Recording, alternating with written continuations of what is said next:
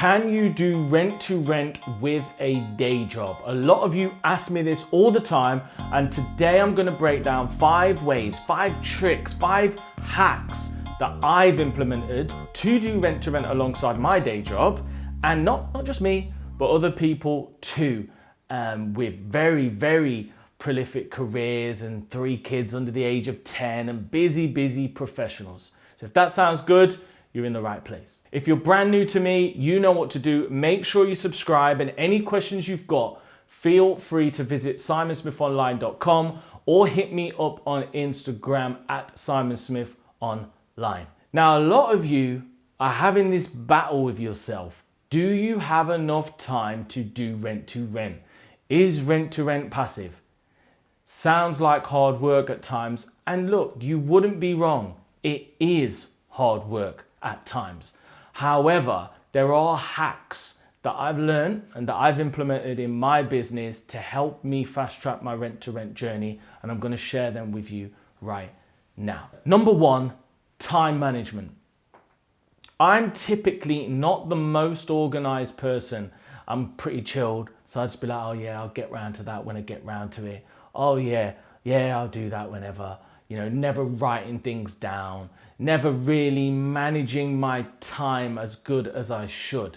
But when you're trying to balance plates and do more than one thing, you've got no choice. So now I'm one of the most organized people I do know.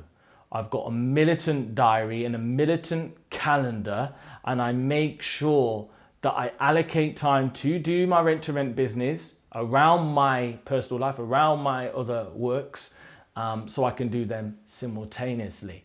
And you're probably thinking, what's your work? What's your job? Well, if you're brand new to me, you may not know, but I've spent 10 years in the music industry, singing and songwriting and all this cool stuff. But the issue I had with it was that it wasn't creating the consistent cash flow. It was up and down. I was reliant on other people. I wasn't sure if there was a future in it, and I needed to take control. And it's been the best decision I've ever made to make that call and to diversify and to go into something as safe as property. So you're gonna have to get your time management right. And what I recommend is, and this is what I did a time management diary. I did a log of how I was spending my time. So it's like, wake up at 9 a.m, go toilet, sit on Instagram for 30 minutes, messing about, check my emails, reply to WhatsApp, listen to this, do that, mess around for another hour. And before you know it, you can actually start to highlight where you're wasting time. And look, if you're a single parent or if you've got kids as well as a job and there's no time, you may be right, but you may be surprised. There will be small windows, 5 and 10, 15 minutes that you may be wasting, and that's all you'll need. So that's what I recommend. Do a log, find out the gaps, and then put something in. 30 minutes of looking on Rightmove, 30 minutes of making phone calls to agents, 2 hours allocation for viewings, and just be, little and often is the key. The second way that I managed to scale this business was through just being consistent. And the most common error I see through my mentees and stuff is that they try and do too much too soon. And then what happens is they get overwhelmed. And if they don't get a deal within a few weeks, it's not working. Oh no. Oh, I'm stressed. Oh, I've got too much on. Oh, this is not working. I might throw the towel in. And it's a little bit like the sort of tortoise and the hare. You don't want to be sprinting. It's a marathon. So going back to point number 1, slot in the times that you can manage, that don't take you away from your job, don't take you away from your kids, from your spouse, and then sustain it consistently and be patient, and the deals will come. Is it going to take you a little bit longer than it would if somebody didn't have a job and had 40 hours a week? Yeah, but that's okay, as long as you're on the road and you're being consistent, and you wanna make sure. Another top tip: Atomic Habits. I'll put the reference in the description. Great book, and it talks about habit stacking and how you can basically Combine the things that you know you're going to do with the things that you need to do. Okay. So, for example, maybe you're going to have that coffee in the morning, and before you do, you look on Rightmove for 15 minutes and look at new properties available, and you can put that into your diary every single day so that you can be consistent. Number 3, you've got to work smart. And that means that you've got to be really, really strategic. I always say you only need an hour a day to start your rent-to-rent business. That's all. Take Sundays off. That's only a few hours a week, but you've just got to be consistent, right? And I talk about short, sharp bursts. So what I did was I used to have 3-4 days at a time in London where I couldn't do viewings or nothing.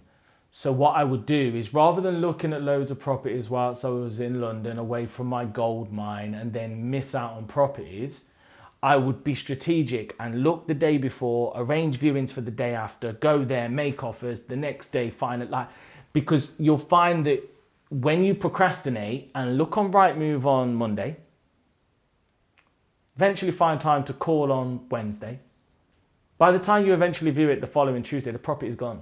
You're wasting your time, and that's really frustrating. So you're going to have to work smart, and the best way of doing this is you're going to need to get educated so that somebody can guide you with the things that you need to do and the things that you should just stop doing right now because you're wasting your time. If you're finding this useful, you know what to do. Make sure you subscribe for weekly content. And if you've got any questions, feel free to hit me up on Instagram at Simon Smith Online, where I do daily content. Number 4 is get help. You can't do this stuff on your own. So if you are at work, can you get somebody else to go and view this property and video it for you? If you're not available, can you just get somebody to make a phone call for you? Lean on a spouse, lean on somebody else that might be passionate about property or that might just be open to helping you. Okay? It's so key. I've got multiple people in my team now. You cannot do this stuff on your own. So don't be afraid to ask for help. And I remember when I started, people were like, what? Rent to rent? What's that? That's not going to work. So if you've got people that aren't really on the same wave, then maybe try and network with local property people and consider partnering with somebody that maybe has more time than you. That's perfectly fine.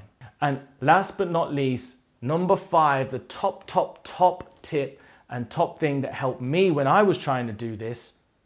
A lot of people forget this. It is hard. You got to hustle.